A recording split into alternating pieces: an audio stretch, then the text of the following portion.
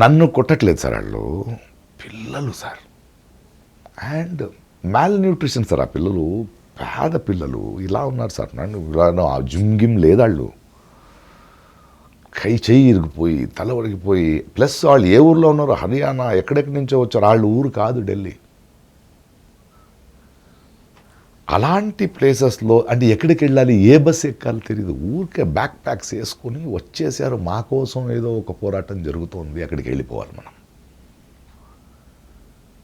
ఆ ఢిల్లీ రోడ్స్ మీరు చూస్తే మీకు ఢిల్లీకి వెళ్తే నాకు దొరికే అనాథ ప్రజ్ఞ ఇంకెక్కడ దొరకదు. ఒక కొట్టు ఉండదు సార్. వెళ్తే పెద్ద పెద్ద హోటళ్ళు ఉంటాయి, కానీ పిల్లలకు ఉండదు ఎక్కడ. అట్లీస్ట్ బాంబే లాంటి సిటీస్లో టకటక తింటాం కదా, క్లీన్ రోడ్స్, ఒక ప్యాలెస్ గ్రౌండ్స్లో, ప్యాలెస్ ఆవరణంలో ఉన్నట్టు ఉంటుంది. ఆ ఆఫీసర్స్ ఇవన్నీ 5 స్టార్ అశోక పశోక కనిపిస్తుంది. కానీ అలాంటి ప్లేస్లో ఏ రస్తా నుంచి పారిపోవాలో తెలియదు పోలీసులు వస్తే. పిల్లల్ని చూసి ఒక్కసారి అంటే నా decision to fight stronger he's become more.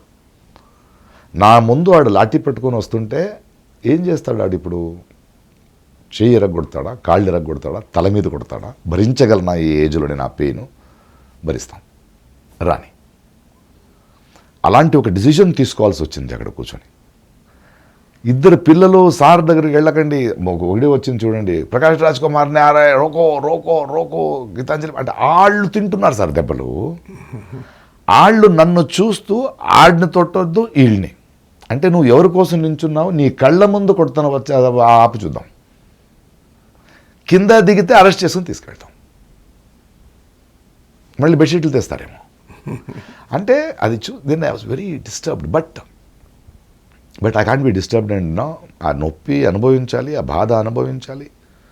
But we will have to start discussing in the public. అంటే నేను ప్రజల దగ్గరికే వెళ్ళాలి, మీలాంటి ఛానళ్ళ మూలంగా, న్యూట్రల్ ఛానల్స్ మూలంగా ప్రజల దగ్గర మీరు ఆలోచించండి.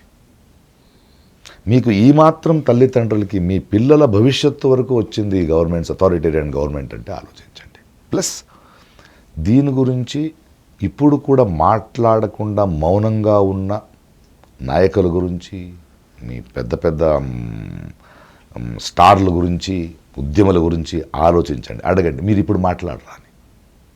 ఇది is not a political move. మీరు గౌరవించే వాళ్ళు ఎందుకు మాట్లాడలేదు, ఎందుకు మౌనం పాటిస్తున్నారని నిలదీయాలి ఇప్పుడు.